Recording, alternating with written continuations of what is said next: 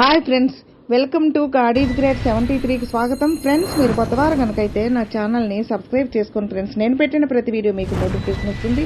అలాగే పక్కన ఉన్న బెల్ ఐకాన్ నొక్కి లైక్ చేసుకోండి ఫ్రెండ్స్. ఇక మనం వీడియోలోకి వెళ్దాం. సమస్యలు వేధిస్తున్నాయా? మీ ఆలోచన నమ్మకాలే పరిష్కార మార్గాలు.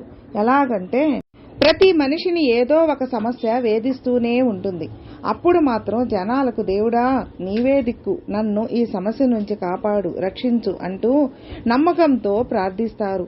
బాధ కలిగినప్పుడు, కష్టం వచ్చినప్పుడు మనుషులెవరూ ఆదుకోలేరని తెలిసినప్పుడు చాలా మంది దేవుడి మీద భారం వేస్తారు. నువ్వు తప్ప వేరే దిక్కు లేదు స్వామి, మమ్మల్ని ఈ కష్టం నుంచి గట్టెక్కించు అని మొక్కుకుంటారు.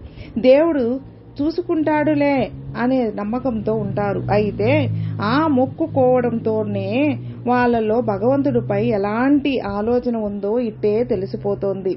శాంతి, ప్రేమ, సంతోషాలను నిదే ఆలోచన అంటూ వివేకానందుడు భగవంతుడి గురించి ఆలోచన చేసేటప్పుడు ఖచ్చితంగా సంకల్పం, ఆత్మవిశ్వాసం, నమ్మకంతో ఉండాలి. ఎక్కడ అవి సడలకూడదు. కేవలం భగవంతుడి గురించే కాదు, లక్ష్యాన్ని సాధించేటప్పుడు, ఇతరుల సాయం కావాలనుకున్నప్పుడు, ఇష్టమైన పని చేసేటప్పుడు, ప్రేమాభిమానాలు పంచేటప్పుడు కూడా ఇలాంటి ఆలోచనే ఉండాలి. భాగవతంలోని గజేంద్ర మోక్షంలో మొసలి చేతిలో చిక్కుకున్న ఏనుగు భగవంతుడి గురించి తెలుసుకునేందుకు ఆలోచిస్తుంది. ఆ ఆలోచన నుంచే భగవంతుని వెతుకుతుంది. చివరకు ప్రాణాలు దక్కించుకుంటుంది. గజేంద్ర మోక్షంలో నీళ్లు తాగడానికి చెరువులోకి దిగిన ఏనుగు మొసలికి చిక్కుతుంది. దాని నుంచి ప్రాణాలు కాపాడుకోవడానికి మొదట పోరాడుతుంది. కానీ చివరకు తన శక్తి సరిపోదని తెలుసుకుంటుంది. చివరకు తనను కాపాడే వాళ్ళు ఎవరని ఆలోచిస్తుంది. ఈ ప్రపంచాన్ని ఎవరు సృష్టించారు? ఈ జగమంతా ఎవరి లోపల ఉంది? దీనికి మూల కారణం ఎవరు అని ఆలోచన చేస్తుంది. ఏనుగులాగే ఏదైనా ఒక సమస్య వచ్చినప్పుడు సమస్య వచ్చిందని బాధపడి ఎలా పరిష్కరించుకోవాలా అని తల మునకలయ్యే కంటే దాని మూలాల గురించి ఆలోచించాలి. అంటే సమస్య ఎందుకు వచ్చింది, అసలు కారణం ఏమిటి అని తెలుసుకుంటే సులభంగా పరిష్కారం దొరుకుతుంది. అలాగే సమస్యను సొంతంగా పరిష్కరించుకోలేనప్పుడు ఎవరు తీరుస్తారు? ఎవరి వల్ల సాధ్యం అవుతుంది? సమర్థులు ఎవరు అని తెలుసుకుంటే సగం సమస్య తీరినట్లే. ఏనుగు ఆ విధంగానే ఆలోచించింది. చివరికి విష్ణుమూర్తి సాయంతో ప్రాణాలు దక్కించుకుంది. తప్పును గుర్తించాలి. ఏనుగు చేసిన మరో గొప్ప ఆలోచన తనకు సాయం చేసే వాళ్ళు ఎక్కడ ఉన్నారో తెలుసుకోవడం. వైకుంఠపురంలో ఉన్న భవనంలో అమృత సరస్సులో భార్యతో కలిసి ఉన్నాడని గుర్తించాకే నేను ప్రాణాలు పోయే స్థితిలో ఉన్నాను, నాకు సాయం చెయ్యని వేడుకుంటుంది. కష్టాల్లో మొదట ఉన్నప్పుడు సాయం చేసే వ్యక్తి ఎక్కడ ఉన్నాడో తెలుసుకోవాలి. అలాంటి వ్యక్తిని పట్టుకోవడమే సగం సమస్యకు పరిష్కారం దొరికినట్లు. అలాగే ఒక సమస్య వచ్చినప్పుడు దాన్ని పరిష్కరించుకోవాలంటే ముందుగా ఆ తప్పు ఎక్కడ జరిగిందో గుర్తించాలి. గుర్తించకుండా సమస్య పరిష్కరించుకోలేరు. అలాగే ఆరోగ్యం బాగాలేనప్పుడు ఎందుకు బాగాలేదో కారణం తెలుసుకోకుండా వైద్యం చేస్తే రోగం నయం కాదు. ఇక్కడ ఏనుగు మాత్రం తనకు వచ్చిన బాధను ఎవరు తీరుస్తారో, వాళ్ళు ఎక్కడ ఉంటారో కరెక్ట్గా ఆలోచించింది. ఏనుగు మొసలి నుంచి కాపాడుకోవడం కోసం తనను ఎవరు రక్షిస్తారో మొదట ఆలోచించింది. తర్వాత అతడు ఎక్కడ ఎలా ఉన్నాడో తెలుసుకుంది. మూడో విడతగా సమస్య గురించి వాళ్లకు చెప్పుకుంది. ముసలితో పోరాడి నా శరీరం అలసిపోయింది. శారీరక బలమే కాదు, మనోబలం కూడా పూర్తిగా తగ్గిపోయింది.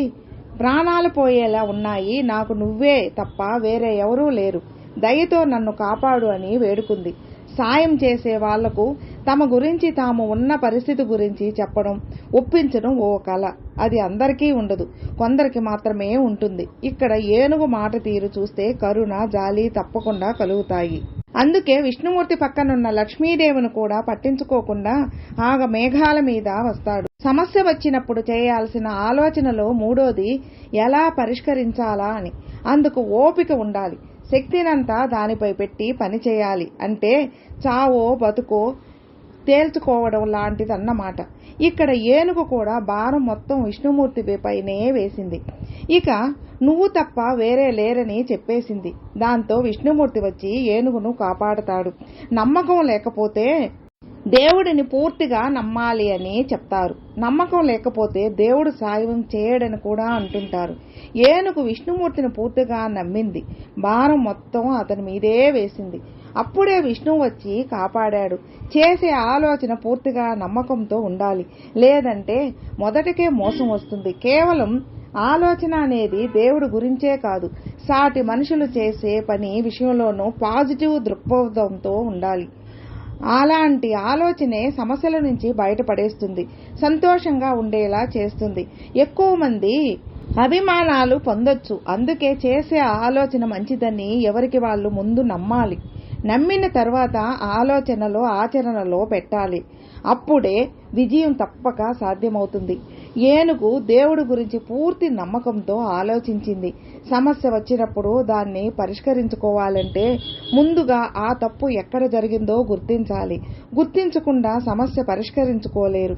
అలాగే ఆరోగ్యం బాగాలేనప్పుడు ఎందుకు బాగాలేదో కారణం తెలుసుకోకుండా వైద్యం చేస్తే రోగం నయం కాదని తెలుసుకోవాలి. ఫ్రెండ్స్, విన్నారుగా. ఫ్రెండ్స్, మీకు ఈ వీడియో నచ్చితే లైక్ చేయండి, మీ ఫ్రెండ్స్కి షేర్ చేయండి. సబ్స్క్రైబ్ చేసుకున్నట్లయితే ప్లీజ్ సబ్స్క్రైబ్ చేసుకోండి. నేను పెట్టిన ప్రతి వీడియో మీకు నోటిఫికేషన్ వస్తుంది. అలాగే మీ అభిప్రాయాన్ని కామెంట్లో మెసేజ్ చేయండి.